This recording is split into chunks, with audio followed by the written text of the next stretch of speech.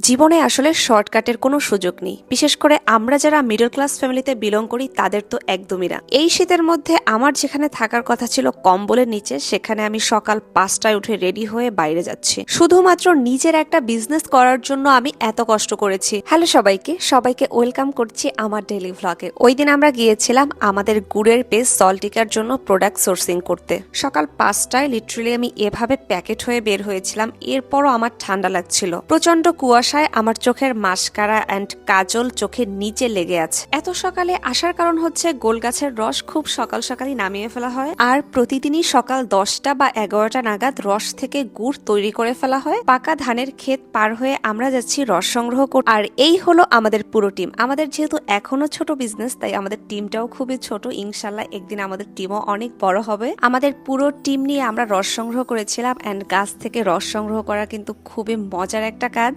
আমাদের সংগ্রহ করা রস নিয়ে এখন আমরা যাব গুড় তৈরি করতে। গুড় তৈরি করতে কিন্তু রস ব্যতীত আর অন্য কোনো কিছুই ইউজ করা হয় না, শুধুমাত্র রস অনেকক্ষণ ধরে জাল দিলেই কিন্তু তৈরি হয়ে যায় গুড়। বাড়িতে ফিরে আমি একটু কাঁচা রস খেয়ে দেখছিলাম, অন্যান্য রসের চেয়ে কিন্তু গোল গাছের রস খেতে একদমই ইউনিক। আর এভাবেই কিন্তু টিনের বড় ডেকচিতে করে কিন্তু গুড় বানানো হয়, জাস্ট গুড়টাকে জাল দেওয়া হবে। সকাল থেকে আমি কন্টিনিউয়াস ক্লিপ নিয়ে যাচ্ছিলাম। আমি নর্মালি ডেইলি ভ্লগ করি না, বাট আমার কাছে এই জিনিসটা আপনাদের সাথে শেয়ার করার খুব ইচ্ছা ছিল। ঘড়িতে তখন 11টা বাজে। সকাল থেকে আমি খেয়েছি জাস্ট চা আর রস, এর মাঝে আমি কিচ্ছু খাইনি, আমার মাথা জাস্ট ঘুরতেছিল।